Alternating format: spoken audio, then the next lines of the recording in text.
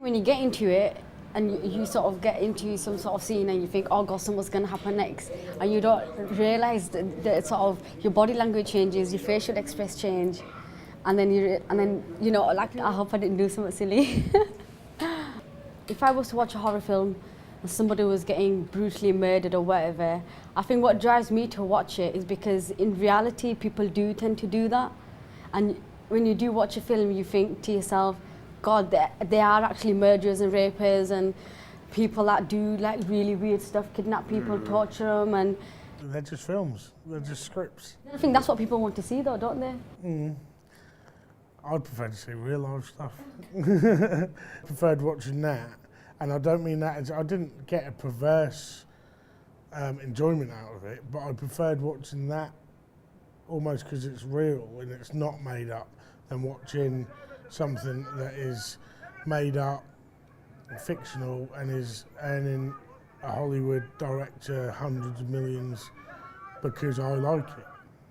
If I seen a trailer on a TV advert and it's about this man who's just going around raping women, I'm gonna die to watch it, because it's like the Yorkshire Ripper. You hear stuff like that, and then when you see it actually on footage on TV, you're like, you sort of can relate to it, like, wow, probably that person does actually do that, but then you think, how could he? You know, I don't know, yeah, that's what I think. I think that's what causes the fear, because naturally we're not born to kill people, are we? We're just, you know, just to live, earn a living, have a decent life. I like horror films because it gets your heart going, your pulse rate and the adrenaline. It's nice to be on the edge of your seat. You know, wondering what's going to happen next, and I get quite enthralled in films. If it's a good film and I like it, then I get quite involved and start shouting and telling stuff like that. I get palpitations, adrenaline rush, heart starts going, get very wide-eyed, and it's almost excitement as well, because you know you're on the edge of your seat, you don't know what's going to happen next, and you know you're a little bit scared, which is you don't feel it all the time, so it's a different feeling. And a lot of your emotion comes out on your facial expressions, so it's that captured on a picture. I think it's brilliant, actually.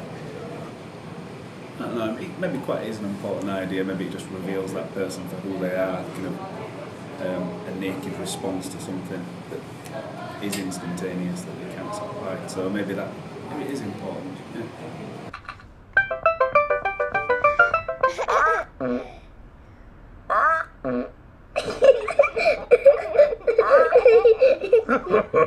Now it's my turn. Television is on quite a lot, and I am conscious that it is on quite a lot, and I do make a conscious effort to turn it off and put the radio on. It's useful for us to be able to get things done in the house. I think she likes everything really, but one programme that she does like, which I don't quite understand why she likes it, but she likes crime fighters, and she likes to watch the dirty houses, and she says dirty. And I don't know why, but she likes really random things and watch what I would class as not children's television, so things that have got adults in, so just a normal television, not just children's television.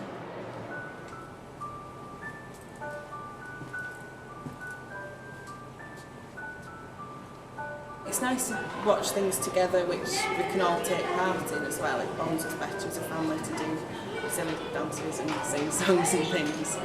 But it's not got a negative effect on the family, I don't think, unless I get involved in CBeebies or something, I don't know. But that's it, it's just a nice family time to snuggle up with.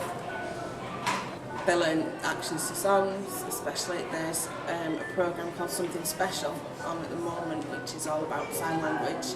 And Evie now knows to do thank you, and she's definitely learned sign from that.